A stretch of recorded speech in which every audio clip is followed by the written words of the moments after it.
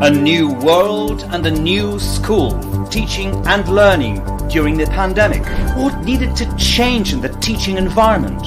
How did it transform the attitudes of the students? Is there anything that we lose for good? Or what kind of lessons should we learn for the future? We'll take a closer look at these points.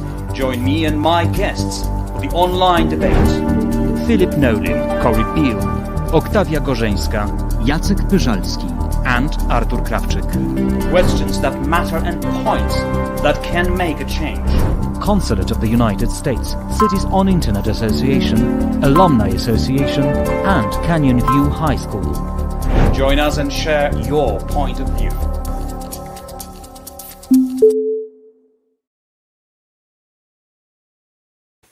And here we are. Welcome to the first episode of the series of debates regarding education in the turbulent times of COVID. A critically important subject because we're all talking about a whole generation of young people across the world who found themselves in an extremely challenging situation that nobody expected. It was a weird year. No one was prepared for it, regardless of which continent we live on, which language we speak, or whatever else. But it seems that the intensity of the experience in the last months has taught us some very important lessons. And it is learning the hard way, as they say. So we thought it would be a good idea, a useful idea to sort of cross-examine what lessons were learned in Poland and during the COVID-19 and what lessons were learned over the Atlantic in the United States. We believe that this exchange of experience can be a very fruitful platform to make changes for the future. Whatever the differences in education system, there are indeed differences in education systems, in financing framework, cultural background, or whatever else, doesn't really matter. So this debate is organized by Cities on Internet Association with the partnership of the American Consulate General in Krakow, as well as Canyon View High School from Arizona in the United States and Alumni Association. Well, it also proves the power of networking within the International Leadership Visitor Program run by the American Department of State, and Artur Krawczyk, whom you're going to meet in a moment, who's the organizer, the spirit behind this event, took part in this program and decided to sort of take his hands-on experience a step further. And here we are meeting and discussing education, which is, I think, a very nice result of this program. So this meeting is also meant to bring something more than just a debating opportunity. All the conclusions, hints, considerations, whatever you come up with will finally form an official report, which will be presented to the authorities responsible for education, both in the United States and in Poland. So all your remarks, ladies and gentlemen, that you may leave also under this live broadcast in the post on the YouTube will be highly appreciated, and I think they can have influence for the future. So don't hesitate and share your thoughts with us on this forum. Ladies and gentlemen, each time we meet, we'll discuss education from a different point of view. We'll be meeting 4 times, and today we start with a bit of a retrospective picture of what happened in our schools in 2020. What happened to the teaching model? How was the digital transformation going all through that time? What was really a serious threat to the well-being of the school community? And how do we assess something that we call a learning loss? And what can we do about it? So there's a lot to talk about today. But before we start, let me just introduce Amy Steinman, Public Affairs Officer of the American Consulate General in Krakow, who's joined us. Hello, Amy. Hello, good evening. Hello, and who's got a few words to say to initiate this project. That's Amy. right, I do, thank you. So good evening to everyone on behalf of the U.S. Consulate in Krakow, Poland. It's truly a pleasure to be with you and to help launch the first in a series of virtual debates on a very critical topic affecting students and youth worldwide. So here we are, over a year into the pandemic, and with the rollout of vaccinations, we are beginning finally to see the light at the end of the tunnel. And while we can start to speculate about and envision a return to normal living, virtual learning will likely be with us for the foreseeable future. Now, this is partially out of necessity until it's safe enough to fully return to classrooms, but also because aspects of remote education have proven so successful that we will look to incorporate them into curricula and teaching methods long after the pandemic has ended. So if there is a silver lining to this whole thing, it's that we can take those positive aspects, the advantages and lessons learned from remote education, and grow them. And that's why conversations like tonight's are so important. The U.S. Consulate is pleased to support this debate series organized by the Cities on Internet Association, which seeks to foster discussion and share best practices between Polish and American education experts so that we as a global community can better serve our students and provide them with the best learning experience possible. It's really very heartening to see programs like this being organized, proving once again that COVID has not deterred collaboration and cooperation between our countries. And in fact, in some ways, virtual engagements like these have increased the frequency and maybe even enhanced the quality of our interactions. I'm really especially pleased to see my fellow compatriots from Arizona on the line tonight, as well as Polish practitioners and experts coming together for this critical conversation. So I encourage all audience members to join the following 3 sessions in the series, which promise to be just as engaging as tonight's. And with that, I wish you all a fruitful dialogue. Thank you. Thanks, Amy. Thanks a lot. And thanks for joining us as well. And I hope you'll join us for the next debates as well. Thank you very much. Thank you. So, ladies and gentlemen, let us start a debate on schoolwork during the pandemic. And here's a panel of our excellent speakers today. Philip Nolan, Canyon View High School principal. Hello, Philip. Good evening.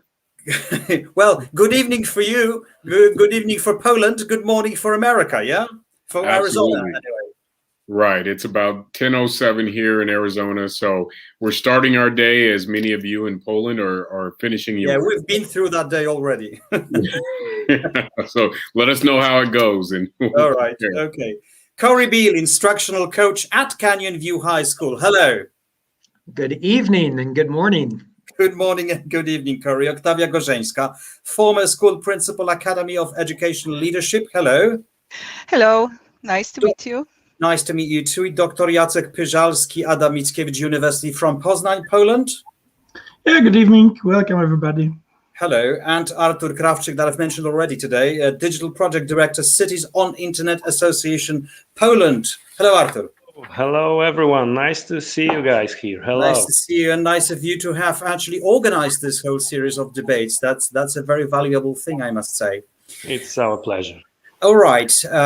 Now, let's start with a sort of general view of the situation in our 2 countries that will, I hope, help us define the state of the game. At this point, we have short presentations about Poland and about the United States. Let's start with the Polish part. The Polish resume on that topic was prepared by Dr. Pyżalski, who I'm sure is ready to present it to us in a nutshell. We've got about 10 minutes for that presentation. Is that right? Yeah. Okay, good. We can start now, Dr. Pyżalski. We can start, yes, okay. Yeah. So, good evening. You should see my presentation. I think it's visible. Yes, it is. Let me start from the beginning. Okay. I'm a professor of education at Adam Mickiewicz University, Faculty of Education, and one of my legs is research leg. I'm a researcher, and I will show you a few interesting facts from Polish research we have done during epidemic and during closure of schools in May and June before holidays. And my other leg is also a leg of a practitioner. So we were supporting teachers, but we were also thinking methodologically how to conduct, how to implement distance education. So I will mix these two perspectives in my talk. The picture will be black and white, I must tell in advance. So it will be not as sometimes is seen on the media, that you've got very extreme views on distance education. So some people are saying like apocalyptic view, like, okay, it's a disaster. This is the that generation of those children taking part in distance education during pandemic, and this is actually something like a big failure. On the other hand, you've got very optimistic view, sometimes seen like, okay, but the school has been digitalized in a short time. This is a big opportunity to go on to improve our educational system. I will show you more distant, more, let's say, balanced perspective of what happened. Sometimes, as you see, it's a picture. Sometimes I will show you something like from the distance, like helicopter view. But sometimes I get closer, as you know, when you know pictures when you know the pictures of Bosch, you've got many small details. And sometimes I will show you also and put some light on small details of education during this time. So both perspective, close and more distant perspective. This is the book. This is important thing. This is the book we offered when we closed in the middle of March. About later, I prepared the book with Polish experts. It's the book Education in the Times of Pandemic with Distance, what we are doing now. It's a nice book, as assessed by the readers. Over 50,000 of teachers have downloaded this book. It's a free resource, but I really point out at the cover. As you see, it's a known model of ice mountain, and this mountain represents what is distance education during the pandemic. What you see over the water, you see the tip, and this is what everybody sees. This is just digital instruments we use now to teach. This is the instruments that mediate our teaching between us and our students and their families. And some people think this is it. We should take these instruments, we should learn how to use them and just use them. But that's not all, because we very fast learned that we have to dive down and see what is beneath water, what is beneath the surface of water. And there are many things. Here are the examples. It's like wise didactics, wise methodology, so we don't do the same as we did before. It's peer relations, so it's something that is important, and we all know this is important, but it's also important now. Is digital competencies, not only of teachers, but also of students. They are sometimes those competencies are taken for granted, but it's not like this. It's digital inequalities. It's occupational relations between teachers, but also teachers and between teachers and a headmaster. So how we deal with this now, but it's also mental health. Not only of young people, but also of adults, of teachers and parents. So we just, in this book, focused on all those things and even more. So we see the problem now as a quite complex problem. There were many research projects. Our project was the big project with 34 primary schools. And we asked three groups of actors. We asked students, or almost 1,300, almost 1,000 of parents, and nearly 700 of teachers. So we see the problems now in Poland from three perspectives, and I will go through it. The first one is the easiest one, particularly ICT, how we used ICT. Looking at other research projects of digital center in Poland, 85% of Polish teachers has never touched before the pandemic distance education instruments. So for majority of Polish teachers, it was the new instruments, also from technical perspective. So they haven't been forced to use it before, so they didn't. But now this is the situation that they had to do it, and this was quite a big success because after 2 months, 60% of Polish teachers technically provided live lessons with video, with communication, dichotomic communication and synchronous communication with the students. And this was not the case in many European countries. In many countries at this time, 70% of teachers were just sending printed materials or taking back digital materials. So it was so from technical point of view, this was the success. At the same time, 90% of the teachers responded that they used more time to prepare the lessons. So that was a big, actually, challenge for them. But beneath this, we had the black part, the negative part, because when we ask students, students were assessing the quality of teaching. So 1/4 of Polish students said we've got now more problems in understanding than before the pandemic in normal face-to-face real life lessons.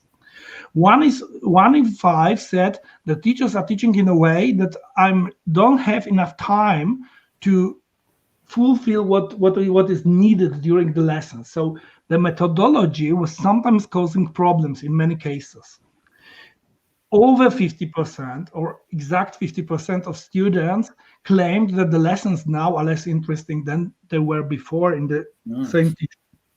So I would say, and we would say, that we've got on one hand, the success, I mean this technological part. So the teachers were really fast to digitalize from the technical perspective.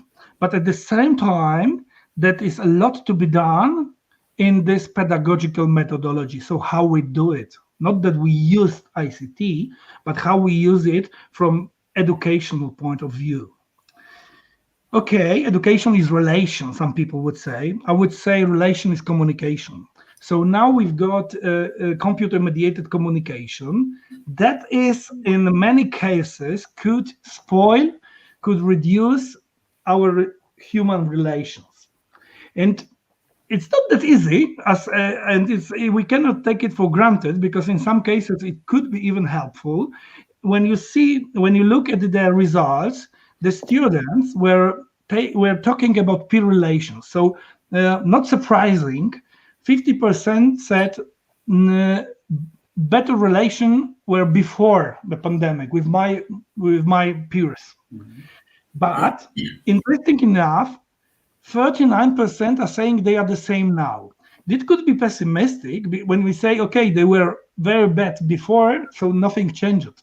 But okay, we can also claim that in some cases, they just use computer-mediated communication to make up for the situation and to provide the certain positive level of those relations.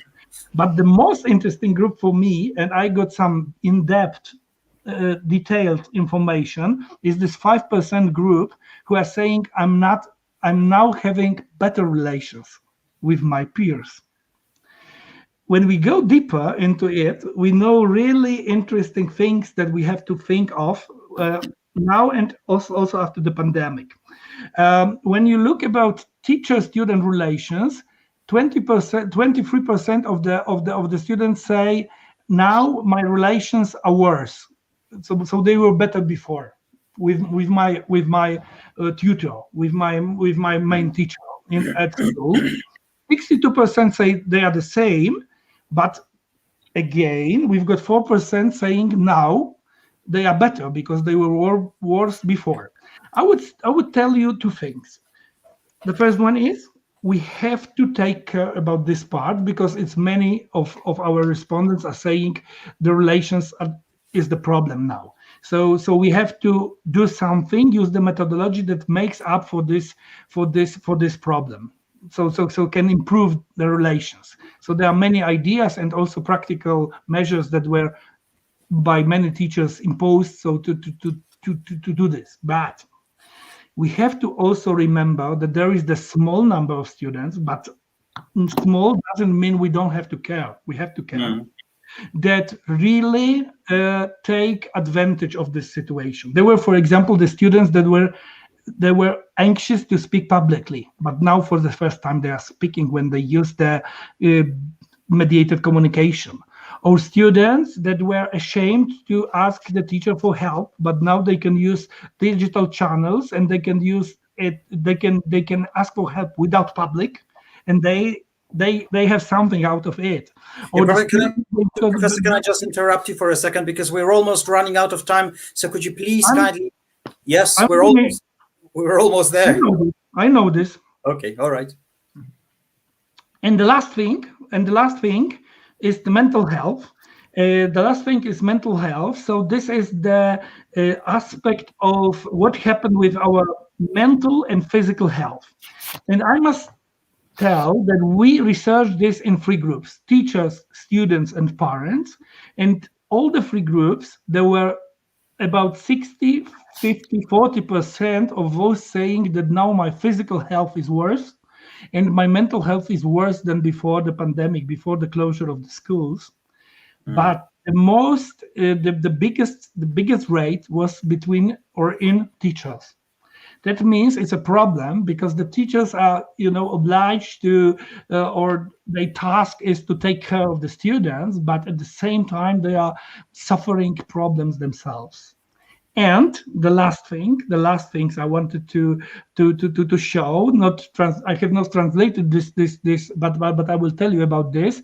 This is something that is called digital hygiene. So it's the situation when the ICT came out of control and we use the ICT in a way that can be harmful for our health and mental health. And as you see here, the rates of those suffering this different aspects of bad digital hygiene are high, but not only in students, but also in teachers and parents. That means that we have to take care about our digital hygiene, but not in a way that it's the students' problem, but in a way that this is the mutual problem of all of us. To sum up, I only touched those 3 things, but from my perspective, and I know much more about this also from the other studies, but also from talking to teachers and to other professionals, those 3 things are, from Polish perspectives, the crucial aspects of digital education and distance education that has to be addressed. Thank you. All right, thank you very much, Professor Peszalski. That was a Polish perspective on education in the COVID era. What about the American? I'm just wondering how different these experiences are from over the Atlantic. Philip Nowlin, would you give us an insight into your experiences in the United States? Absolutely, thank you. And the professor's research is outstanding. It does touch on a number of pieces that we've experienced and observed here in the United States with our students. So I do want to start off with just kind of laying the picture or laying the format of what we did when the pandemic began. And so in March of last year, in 2020, when the pandemic began, we weren't adequately prepared, I think nationally, for the pandemic. In all the needs that would incur as a result of what would happen. I think people, if they're going to be fair and be honest, no one thought that today, a year later, we'd still be focusing on the pandemic in this way and what teaching and learning will look like. So essentially what we did is we moved from an in-person model to immediately going into a remote model. And that end of the school year. And here in the United States, the school year goes from about August to May, sometimes June, depending on what state you're in. And so as we ended that school year, we ended remotely. We didn't have a lot of information about what exactly we were going to do. When you talk about what teachers and students needed, teachers weren't adequately prepared to deliver instruction in a remote model. Students weren't accurately prepared to receive instruction in that way. And as school leaders, we were struggling with what do we find is the best instructional model in order to ensure that students are really being able to progress and move on to the next grade level. You had seniors who are graduating, and what do we do about these seniors to help them move on to college or to different career fields? And so these were some of the struggles that we encountered at the end. And so over the course of the summer, there was a number of research that was done, but also it was trial and error. That's how a lot of the strategies that we determined or how a lot of the strategies that we used were determined. And so one of the pieces that we did is when we came back in August, we established a learning model, or we had to look at a delivery. So number one, we had to ensure that all students had technology. So the first biggest piece is, what is the technology that our students have? What technology is available across the board in our homes? And so we had to look at a lot of different programs in order to ensure that students from different socioeconomic levels in different areas of our community were adequately prepared in order to receive instructions from a remote delivery model. And so for us, that was a one-to-one Chromebook initiative. We had already began that in our district.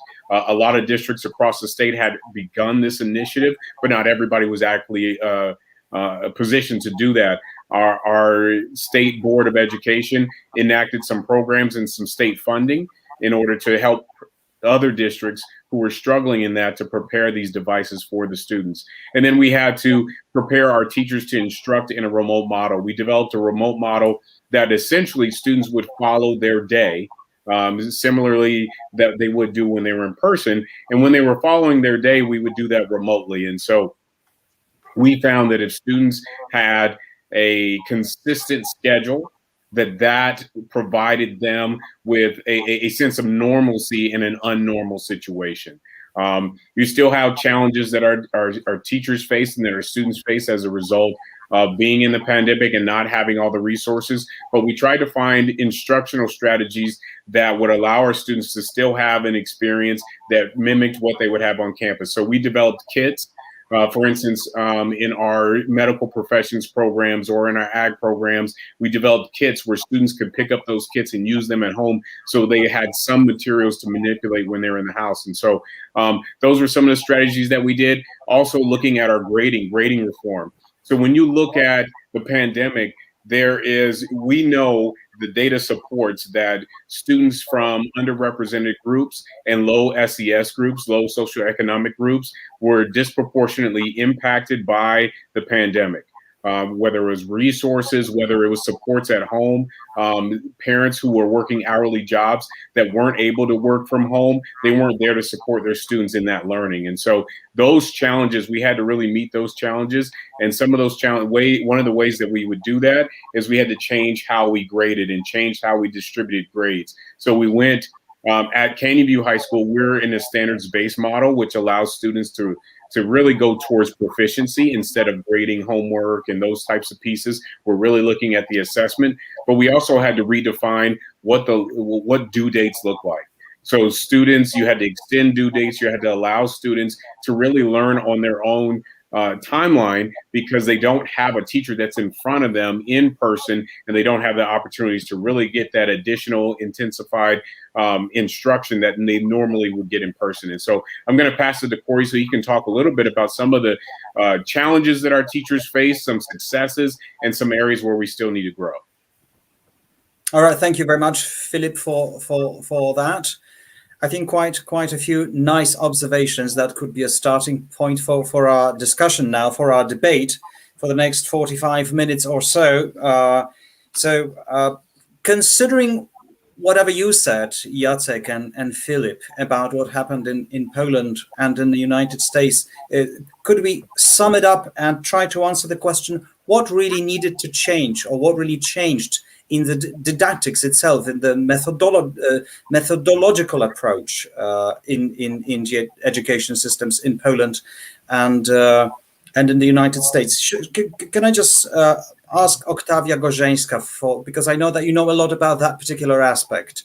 What really changed in the didactics?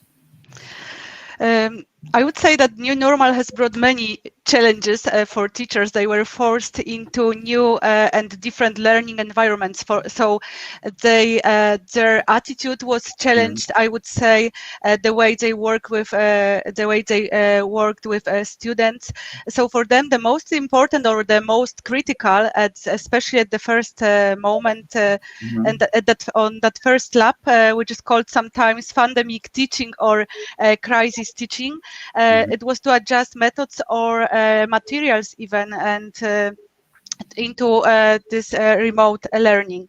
It seems that teachers had to learn just as much as the students. Yes, it was very problematic, and I would also add that for many teachers, they hoped simply for being back to school. So some of them, in my opinion, even wasted time to wait. They waited for simply being back. But with time, they realized we need to do something and we need to change something. And I would add in many schools where people really created a community of learners, teachers as learners and partners, and there started discussion on how to work. They started sharing ideas. They started sharing failures even. I'm almost sure they are. They got their lessons and they even work better nowadays. But there are still some societies, some communities where we can say they still have problems. So, in my opinion, the most important is when you redefine your role, when you are looking for new solutions, when you are looking for new ways of working, and this is the biggest problem. And this is the biggest challenge. Corey is nodding. You probably got similar experience, Corey. Do you? Very similar experience. It's interesting from a teacher perspective, the importance of starting with the instructor just as much as the instruction. And the instructors were struggling. They were finding it very difficult to find their footing. You had amazing teachers, veteran teachers, very strong in their delivery, questioning themselves. And, my role here at Canyon View High School as the instructional coach is to help provide them with resources and to encourage their instruction and help them form their instruction. But in a lot of ways, if I'm being honest, going back to the professor's data as well, I find myself in a position where I'm almost instructional therapist. I can't tell you how many teachers would break down and cry in just brokenness. And if did you have this phenomenon that Octavia mentioned, that people just waited till things get back to normal and let's see what happens then? I think there was a hope for that, but I give our, well, here's what I'll say. I think what our teachers did was increase their grit and their resilience. They really did kind of pull up their boots by the bootstraps and say, my students need the best of me. And so if they did have issues, if they did have problems, if they did have struggles, their students never knew about them. Their students. Well, now after a year, if I asked you you and your teachers, if I ask you a question, can remote learning be in a way effective? What would you say? Artur. I would. Okay, Corey, and then Artur. Yeah. I would say potentially yes. I think everything that we learned in the first part of the year has turned our teachers into again a resilient and very innovative teacher. Okay, so it's still potentially, you're saying there's still potential, but we're not there yet. We weren't very optimistic in the first semester, I'll say that. Right, okay. Artur, what about Poland? I think yes, but does the experience of last year confirm this? I'm honestly don't think so. Artur, what about Poland? I think yes. We were all teachers, parents, students thrown, as we say in Poland, into some kind of deep water. Yeah, we all had to adapt quickly so as not to drown. We know that remote learning is effective. We are constantly improving our competencies by participating in many online training seminars that we are interested in. We take e-learning courses or debate as we are doing right now. but we already know that remote learning is effective. But if we know its purpose and we know why we learn, how is the information we get helpful? What will be like at the end of this road? In Polish schools, it's not very common. That's why I invited the Philip and Corey to join this meeting and cooperate with us, because after my visit to Canyon View High School in 2019, I was completely fascinated about the model of running this school, especially in context of what they call it Jaguar way. I see the Jags T-shirt at the back of Philip's. So, What's Philip, Jaguar way? What is it? Yeah, Philip, please tell us about it, because I think it's insanely interesting how every student from the beginning of his education is aware of his educational path. I think it will be very inspiring for us and for our viewers also. And why is it called Jaguar? Yeah, so I hope we have enough time here. Yeah, so I'll keep it short. Right, But you've got a couple of minutes. Yeah, so Jaguars is our mascot, our school mascot. And so every school here in the States, you have a mascot attached to it, like you would a professional sports team. So the Jaguar way is really our 5 foundations for what we do here. It's focused on innovation, diversity, character, community, and pride. And so when we talk about innovation in regards to the students' educational path, is that our students take an interest inventory when they come to our school.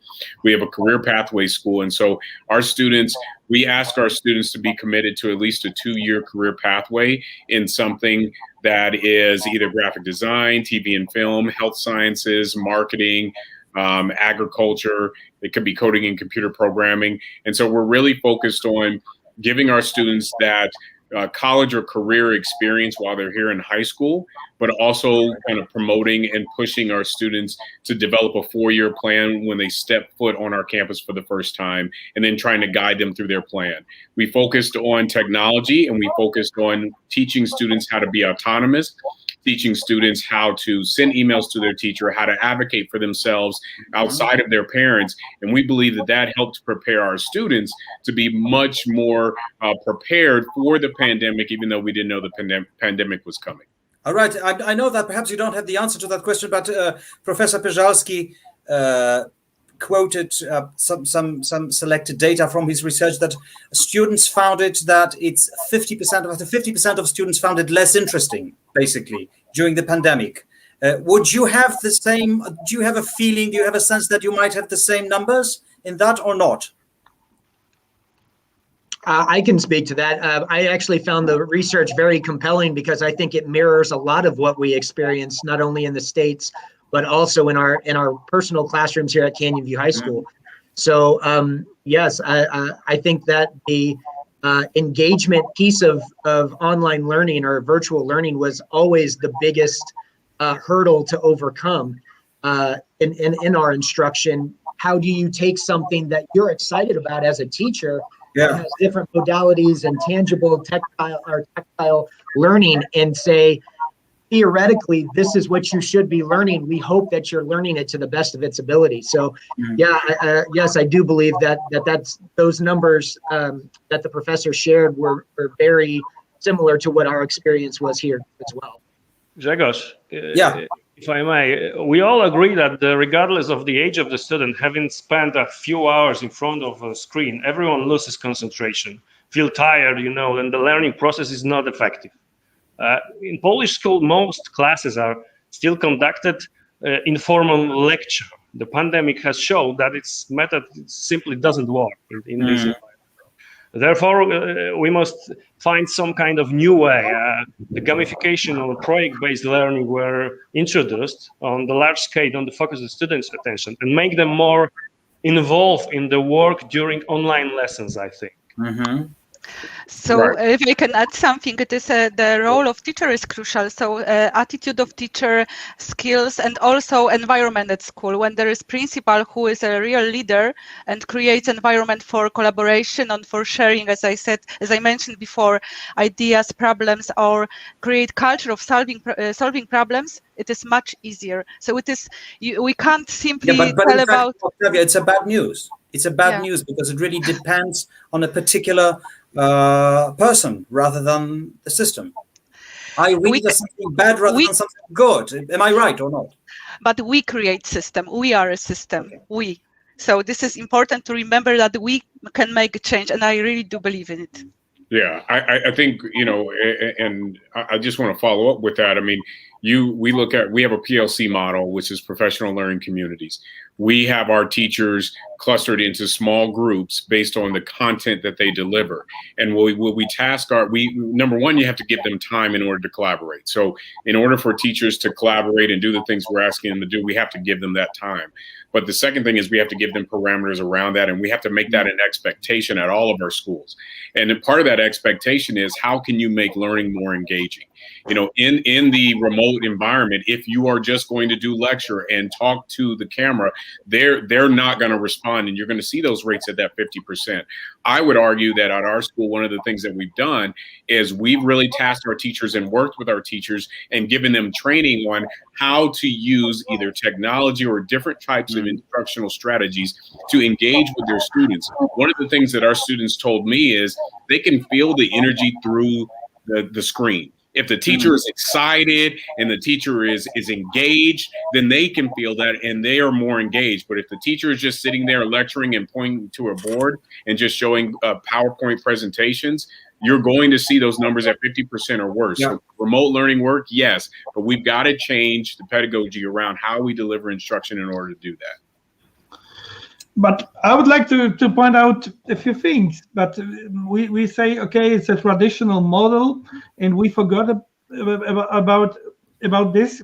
Look, for example, for the software providers like Teams. They also prepare the software for just giving lectures, and only lately they provided that we are available, that we could divide students, for example, into groups, so group working or teamwork during the lessons. Yeah. So it was a problem for everyone, you know, this change of paradigm, this change of how we do it. And I also would like to point out the issue of inequalities.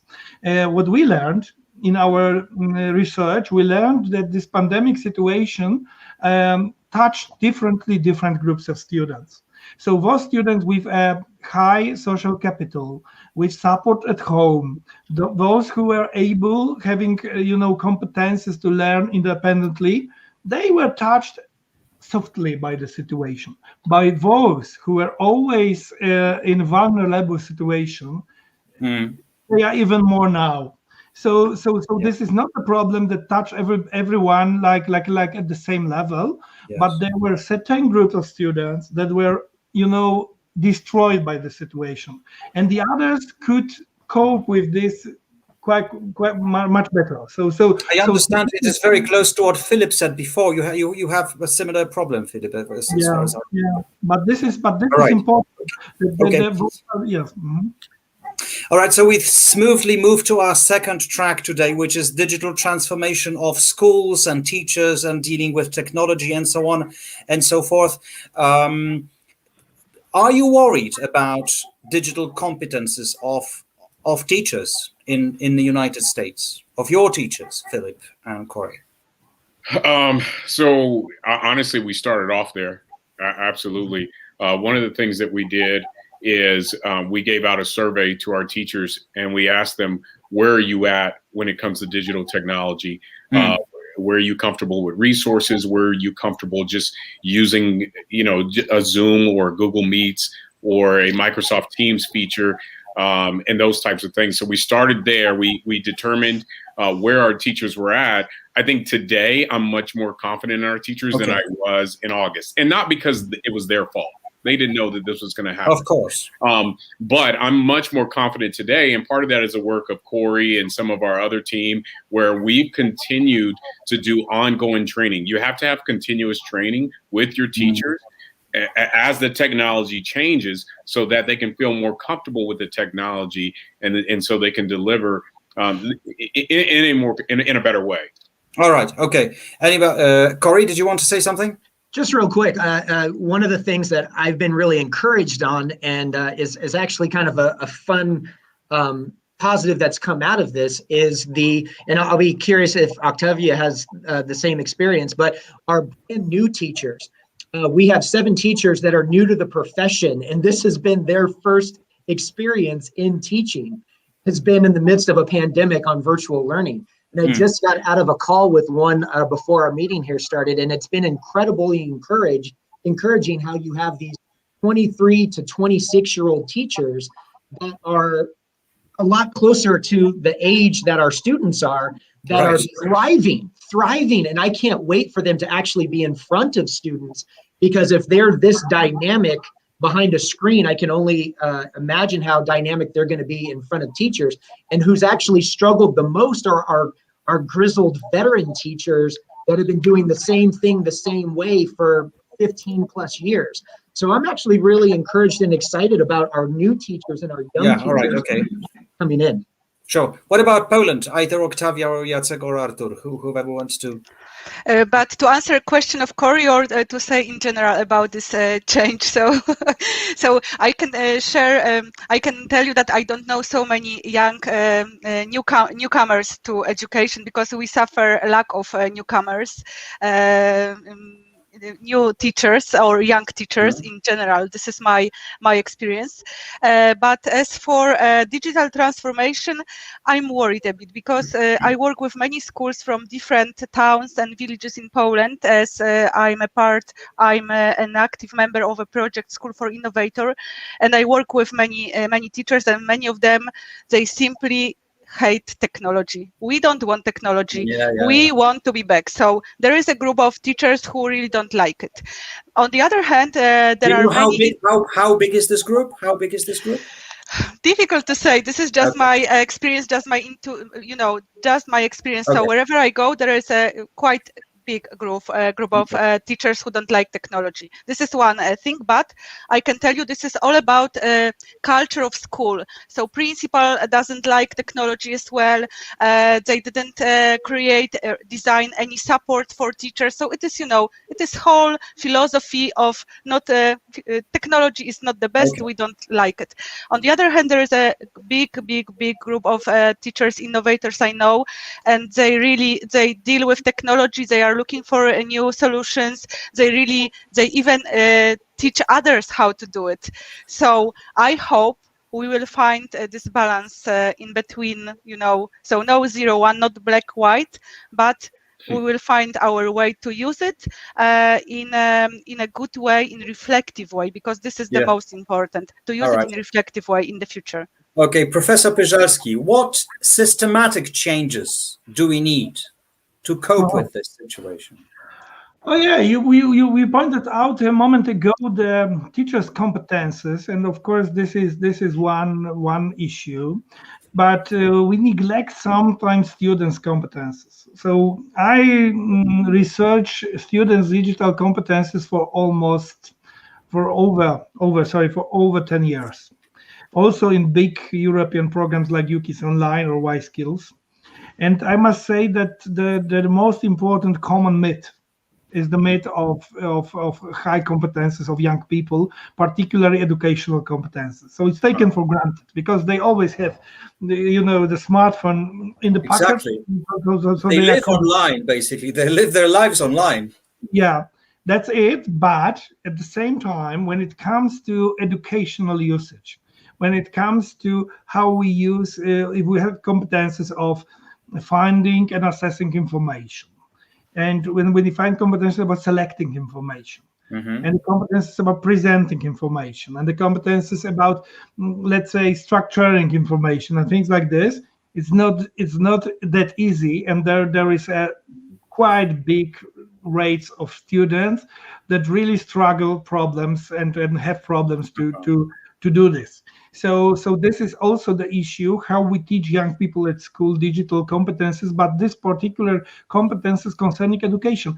It's the same about teachers. It's taken for granted.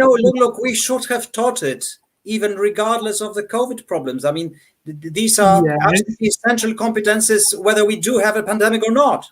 That's obviously that's true, but still, when you look at the newest research, even the research before the pandemic, so the last panel of UKids Online in all European countries, no matter which one, there is a big certain number of students having really problems, in particular competences, particularly those about assessing and about finding information. So this is something that we neglected. Sometimes we neglected before we took for granted that it's already done, that is done by just practical usage, that if they were using this just from the day they were born, they have accomplished this kind of competences. It's not true.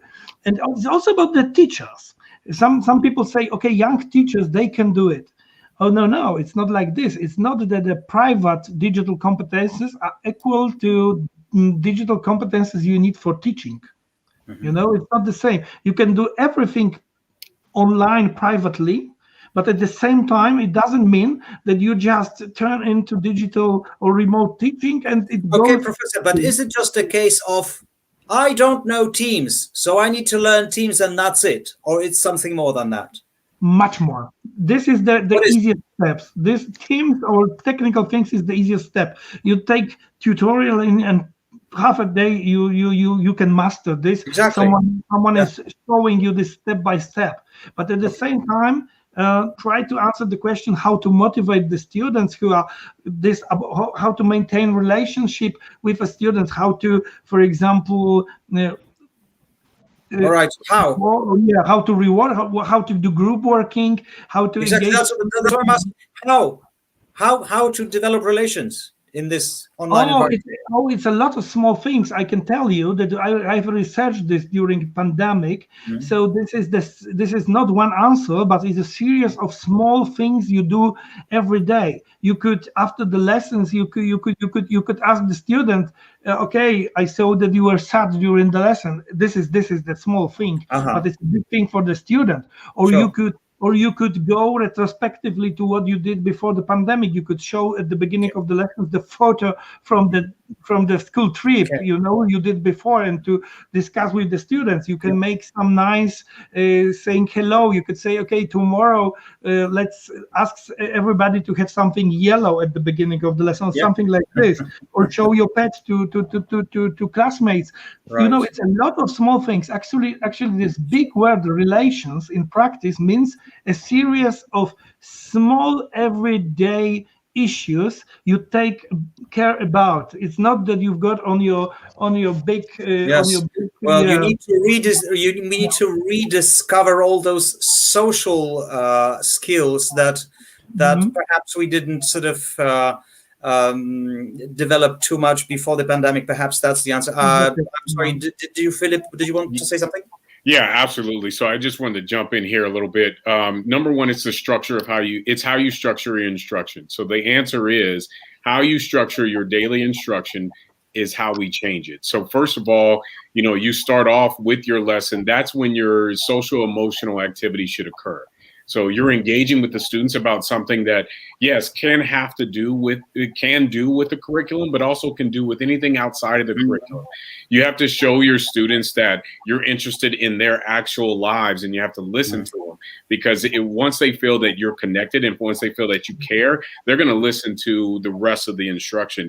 But also, some of the other pieces is you have to find time in your day to provide them. We call it advisory, but we provide our students opportunities to meet in a non-academic setting with an adult advocate to talk about questions or items or things that are outside of just the instruction.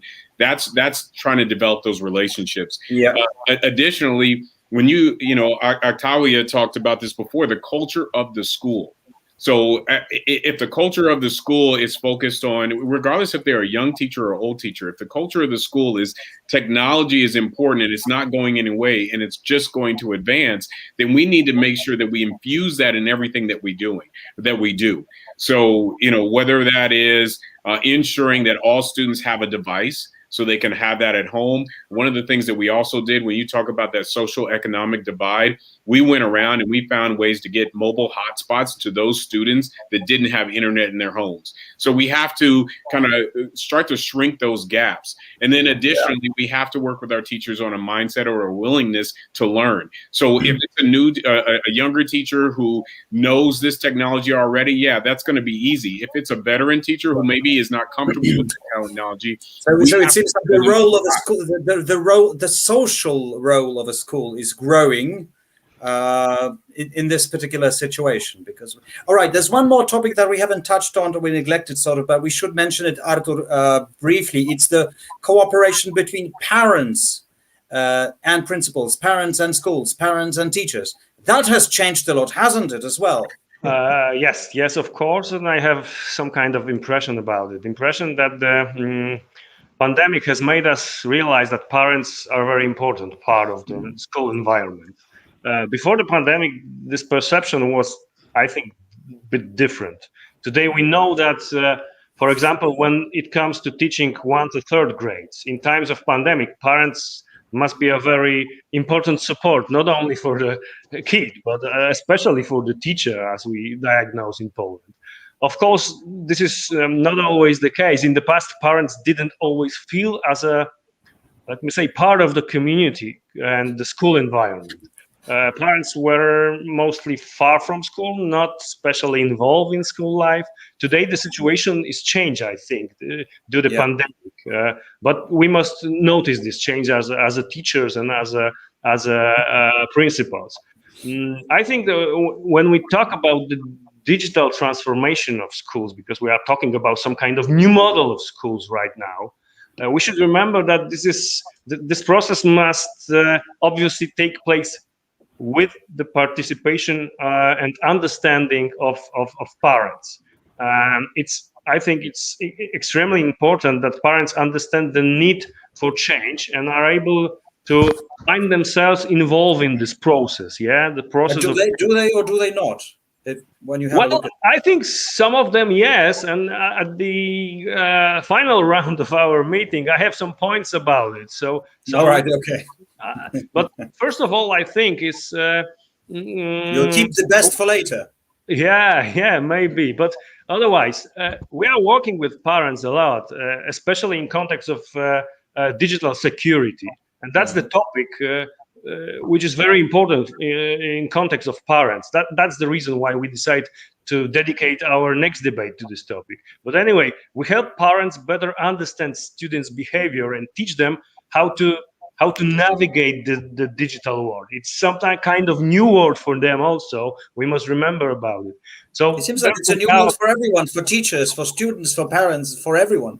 Yes, absolutely. So that's why I think that we are on the way, to define some kind of new model of cooperation between the teachers and parents right now. It's not easy. It's rather difficult because we right now in Poland we have teachers which are a bit frustrated in the 1 year perspective, close at houses and distance learning providing, and the otherwise the parents which want something more from the teachers in context of the kids. So that's not easy, but I think that not at all. It seems that teachers are irritated, students or pupils are irritated, parents as well, which takes us to our next point that we need to develop, which is threats to well-being of the school community, how to take care of them, all of them, pupils, teachers, everybody.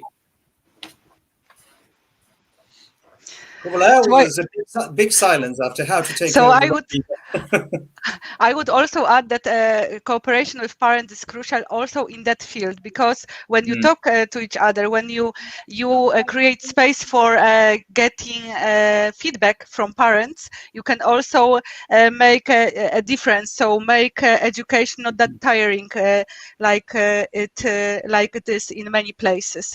And as for well-being, it is important to remember about prioritizing, in my opinion. So we are not able to take this traditional school and to put it simply into online learning, because it will never work.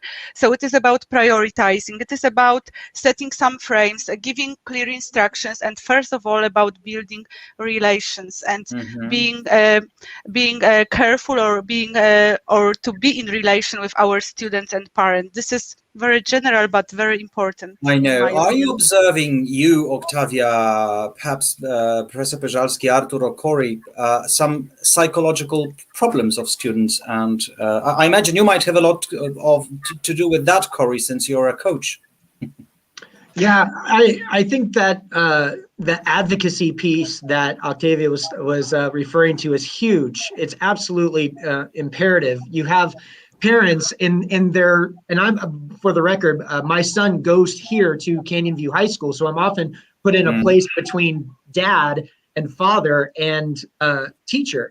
And one of the things that I always have to struggle with is my son's performance with one of my friends that's also a teacher, but also still walking that line. So I say that in the sense that there's an advocacy that has to happen from both ends, both from teacher to parent and parent to teacher, that we want what's best for the child. We want what's best for the student. And, you know, sometimes a parent right now in the world that we live in will be in the next room listening to the instruction and feeling like they know better on how to teach their child than the college trained, university trained teacher who's been doing it their whole career. So, you know, giving us the benefit of the doubt that why it might not be the same way you would deliver it, we know what we're doing, and we care about your kid, we care about your student in an incredible amount. And so there is that sense of patience, there's that sense of grace, but also that sense of trust that says, we want what's best for your student. We're doing. All right. So, very tactical questions from one of our viewers. How do you deal, anybody who would like to answer that, how do you deal with digital distraction of students, like multitasking on smartphones during the online lesson, which impairs learning? Yeah, so I think one of the strategies we do is to utilize some of the technological resources that are available. So like Kahoot or Pear Deck, what it does is we're asking the student, okay, get your cell phone out, get on Kahoot, and now we're using that as an engaging activity where they have to use their other digital device while they're using their Chromebook in order to be in class. And so they can compete against each other in their class in order to do that. So it's not only an engagement strategy, but it also distracts them from using their personal device during instruction. Classes, yeah. All right. Do students know how to learn at home? Another question. This is mentioned very often by parents, that it is very problematic. So students don't know how to learn, and where this is difficult for them to realize what they know already. So this is a big problem, in my opinion, in many Polish schools. All right. Okay, we've got about 10 more minutes to go with this particular debate, and we've got one more, I think, very interesting perspective. And I've had that term many times, but differently defined by different people. It's called learning loss. Do you think there is something like a learning loss? And if so, then what do we really lose? Or what, for that matter, what do we gain? Yeah, so I'll jump in first here. I struggle with the term learning loss. I'd like to restructure it as not saying there's a learning loss, but there's a deficit in the path to learning, in the expediency of the learning that we would normally have in a year without COVID. So what that causes us to do is I think we have to restructure what our expectations are in order to ensure that students are successful.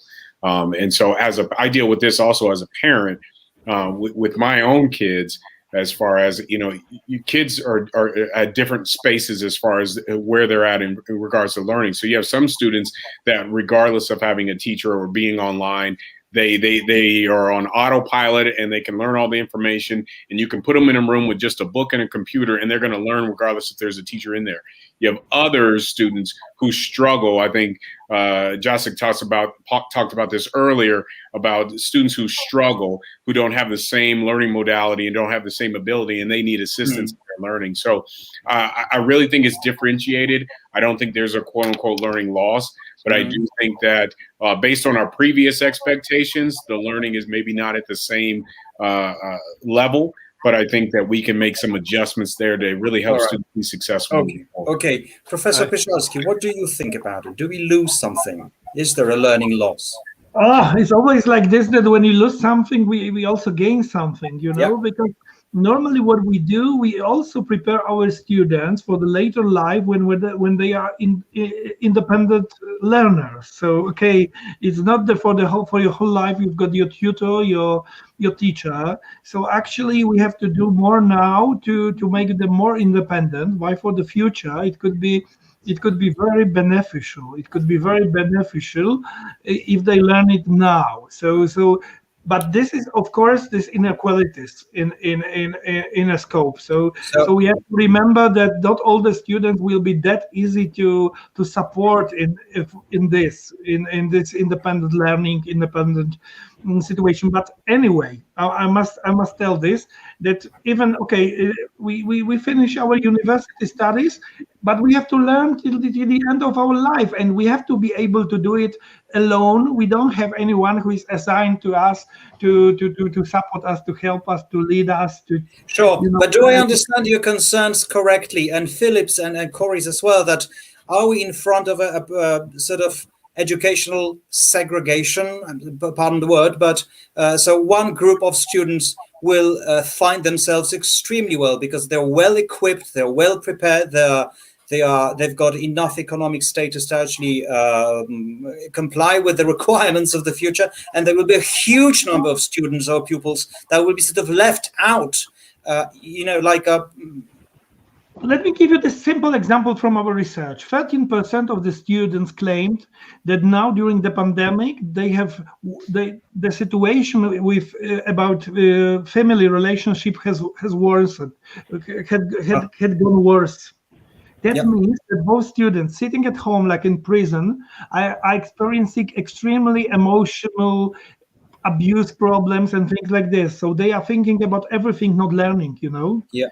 So being for the long time in that situation means that when they go back, they are behind. They are behind because they've got the difficult time when they've got, they had to deal with something else, not teaching, or learning or things like this. They were doing this only a little bit, but the main issue for them was something else. So those students would come back to school, to this traditional situation, hopefully, yes, to the school building with emotional problems, with behind with the material they have gained, were managed to master. So this is it. So for some of them, it's a real problem. Anybody would like to add something to? Yes, I can tell something about it. I think we all probably think the same about this, but I think that we can look at it as some kind of challenge, because when the children go back to school, the teacher's role will be absolutely crucial in this context. We know that when children return to schools after the first period of remote learning in Poland, teachers loudly alerted that they saw regress on student size. And it was really a loud voice from our teachers. After a few weeks, schools were closed again, and the students have been studying remote since now. So I'm trying to, finding a positive. That's why I prepare some kind of slides for the next part. But really, now it's too early for us to draw conclusions of digital loss. I think we need some more details, and we need research more, especially in context of students. how do they feel after the reopening schools, etc. I think. Right, Artur, we've discussed it before with Artur that we can draw many conclusions from these situations and from our experiences, and we agreed that for the sake of this meeting today, we will try to draw only positive conclusions. I mean, let's forget about what's bad about this. Let's concentrate on what's good about this weird, unexpected situation. And I know that you've got two presentations now to sort of sum it up from your point of view, from the United States and from Poland. And then let's try to do it in this order. So who would like to make this presentation on the Americans? So Philip or Corey?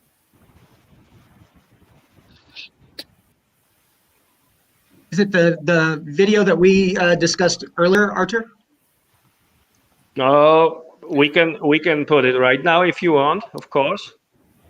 Well, I think just to sum it up, I'll just try to sum it up because I know we're on time. So to sum it up, I think number one, we have improved digital competency with our teachers. Is it where we want it to be with all of our teachers? Probably not, but it's much improved than what it was a year ago. Secondly, I think our students are much more autonomous and they've learned how to be more independent thinkers.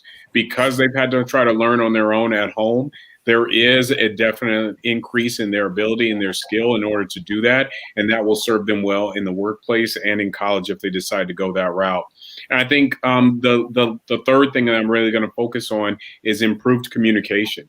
I think we've had as a school, I know as a school leader, I've had to improve my communication with my staff, with my parents, with my students. Mm-hmm. We've had to find different ways to communicate with our stakeholders. So for instance, myself and Corey, we've hosted Facebook Lives on Facebook for our parents, and that has gone over really well. And it's given us opportunities to kind of engage with more parents than we have before. Before we would ask them to come to the school. Now we're trying to meet them where they're at, and we've actually got increased participation. So I think there's been improved communication as a result. Thank you very much. Thank you, Philip. Artur, unless Corey would like to add something? I think Philip kind of wrapped it up really nicely from the United States. Sure. Artur. Okay, so while preparing for today's meeting, I didn't want to draw conclusions based only on activities conducted by the Citizen Internet Association we have. So therefore, I asked some of my friends to take some survey, let me say, including the teachers, of course. So I asked them what positive aspects of remote education they can find, like Grzegorz do that. And here is a short example of the results coming both from experience and my response. So first of all, I want to put on this screen a few slides. Okay, and if you are talking about positive examples of the impact of COVID-19 pandemic, we should take into consideration three perspectives. First one is teacher perspective. Second one is a pupil or student perspective, and of course the parent perspective. So what's the first? Teacher's perspective. Methodological and digital competencies. So we have improved. Oh, sorry for that. We have improved that methodological and digital competencies. Without a doubt, in the last 12 months, we have learned many very specific and practical things. Teachers have significantly increased their competencies regarding to use applications and systems supporting effective teaching, remote work platforms we mentioned, and ability search for information. And now teachers are, let me say, experienced users of educational resources available on the internet. The second thing is a new model of teaching.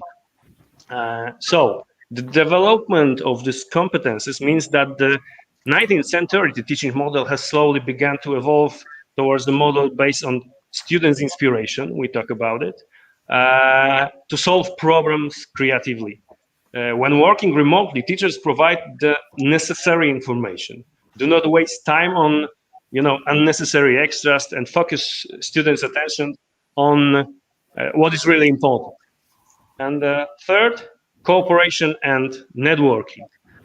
Communities of teachers have become active on social networks, and groups have been formed to support each other, inspire each other, and exchange experiences. In addition to ICT and digital tools enthusiasts, these groups have a lot of new members who are looking for help and inspiration, of course. So after the pandemic, this community should continue grow. Headmasters are more, one thing important, headmasters are more aware and sympathetic to the introduction of digital tools. I think Octavia mentioned it at the beginning of our meeting and talks about the role of principal. So that's first thing. Second perspective is students' perspective, which is really interesting. Group work and skills and responsibility. Students have significantly improved their group work skills, not only because they collaborated while taking tests and doing homework, of course, but above all, because students built significant part of their knowledge working together in teams defined by the teachers or in teams defined by themselves. So they had to assign themselves roles and take responsibility for some task, yeah? Another thing, internet as a tool not only for gaming. Students' perception of the digital world has changed, I think, significantly. Many students have realized that the internet is also full of interesting facts, information, and specific knowledge. The awareness that digital technology can help us acquire competencies is greater today than ever before, I think, among the young people especially. The third, quality of life, let me say. So more comfortable conditions for learning that in the classroom. You can choose a workplace for yourself, balcony, sofa, terrace, whatever you want. The second thing, less stress while answering teachers' questions. That's very important thing because the whole class doesn't look at me, the syndrome of this type of students. In many cases, the ability to respond to teacher not being surrounded by the other students resulted in a greater ease, openness, will share your opinions, views, etc. So how does it look because you are working in schools. Many students also appreciated opportunity to prepare at home for final exams. That's interesting. They could focus on the key exam subjects without having, the over engage in other subjects. So it was very interesting for me. And at last but not least, students' self-confidence and self-esteem have increased. Today, children perspective perceive themselves, but also teachers a little differently than before the pandemic, I think. I think it will be a very important task for teachers working in post-pandemic schools to notice this difference. And last but not least, parents' perspective. So what parents say? Cybersecurity, I mentioned before. We have begun to pay more attention to digital security issues. Now we are more aware of the risk, and we have started to take care of our digital well-being. The second thing, self-reliance and self-discipline. The students become more independent, self-reliant. Remote education means that the students are often alone at home, of course, managing the time without the help of parents, getting ready for classes, taking care of basic needs like preparing meals. This all happens right now. Mobility and quality of life. Of course, the mobility of technologies enables students to participate in classes anywhere. The term of workation, as you probably know from the business, nowadays is somehow being transferred to school life.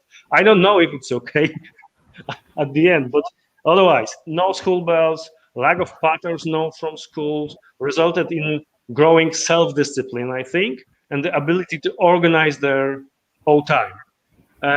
And the last one, the parent-teacher conferences take places online, which is very convenient for both, I think. And one thing more, new healthy habits. Spending more time spent at home means that we cook more, we pay more attention to healthy diet, and discover new dishes. This has major influence on the future eating habits of our children. Okay. One thing more, children sleep longer. We don't need to wake them up early in the morning to drive them to school, etc., etc. So, as you can see, the members of each group comprising school community in Poland see quite a lot of positive aspects of remote learning. I think that these declarations and opinion are worth taking into consideration while transforming Polish school, or maybe even foreign schools too. Okay, that's short brief of my notes from this part. Artur, can I just ask, do you think or maybe not, the positive aspects of COVID that you have just listed, do they outweigh the negative sides, or you wouldn't go as far as that? Some of course, but if we are taking into consideration that the whole scope of new tools and new knowledge on the student side can help them in the future life, because we are thinking about the school right now. But if we are talking about cooperation in groups, about lessons learned between the pupils, the students, I think that is a good opportunity to go further and work on that in schools with the teachers also. So support the kids because they want to know how to use this knowledge right now, and this experience, I think. All right, ladies and gentlemen, we still have 10 minutes for sort of last thoughts before we part. Conclusions from today's meeting. So any thoughts that you would like to share with the rest of the audience before we conclude on this particular subject, schools' remote learning experience? What have we learned over the last year? Octavia, perhaps?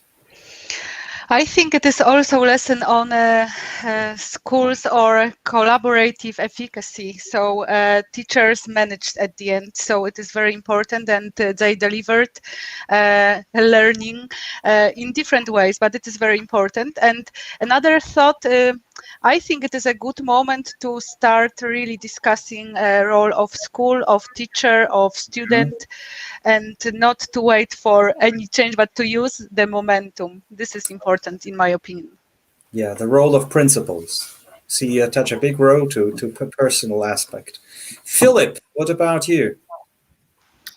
No, I just think it's been a tough year. It's been a tough year as a school leader.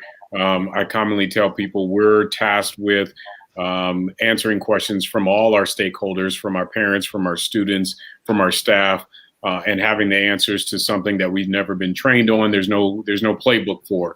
And so I think at the end of the day, we'll continue to grow and we'll be stronger as a result, like every other pandemic or situation that's happened globally. But I'm encouraged by, some of the stuff that Octavia has talked about with our teachers, as far as, even though they haven't been in person, they've grown closer together, because there has been a greater level of focus on how do we do this together? How do we come together to ensure that our students are taken care of and supported in the way that we need to? So, and I think, I'm appreciative of that aspect of it. But I am looking forward to having students in person again and being able to really engage with our students. Sure. Thank you very much. Professor Pyszalski, what would you Yes, I would like to point out again the issue we have hinted a few times during our discussion is the issue of teachers' well-being. That all we do in school, we should support the teachers, so the teachers are able to give something to the students. So it means that we should take that I think those schools, those institutions succeeded, those institutions that supported the teachers. So they took care about teachers' well-being and also about some instructional support, technical support. So that means that the teachers is the heart of the school, and in many cases they were really big demand on the teachers, and sometimes people were overcritical to expect from the teachers to really adapt quickly. Remember how, it's not that easy, so I think this is the issue, and in all situations like this one that we experience, we should take care about the teachers. Thank you. Jacek. Corey. I couldn't agree more with the last comment. I think that we live in a place where, and I would imagine this is globally, that no teacher who went to university ever took Pandemic 101 as one of their courses. So just to be advocates for our teachers, to be able to encourage them, know that they're doing their best. And that's not to lower the expectation for our teachers, but also understanding that this is a season, this is a moment in time.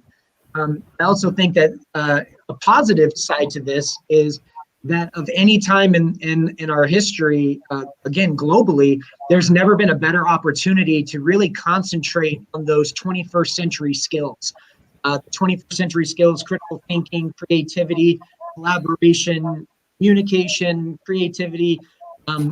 All of those 21st century skills are at the forefront of what we need our students to do now more than ever. And yes, I'll even go as far as to say even over our content to some degree, outside of math and literature and things of that nature. But these 21st century skills are prime and ready to be taught and caught by our students. And so that's really exciting as well. Okay, thank you very much. And Artur, for the final conclusion of this meeting? Well, we need teachers who will be much more mentors and guides than teachers, I think. We know perfectly that the technical training is not enough. We need actions and tools presented in methodological context. We need to improve methodological skills as far as activating methods are concerned, with help of technology, of course. So the crucial thing is the role of teacher right now and how to support the teacher. That's the challenge, I think. And of course, I agree with the rest of guys, which mentioned before all our arguments. Yeah. All right, ladies and gentlemen, that's basically it for today, for this morning in the United States or this afternoon in Poland. But before we close, Artur, maybe let's just say a few words about what we're going to talk about next time. It's going to be about cybersecurity, an issue that was mentioned quite a few times during this discussion today.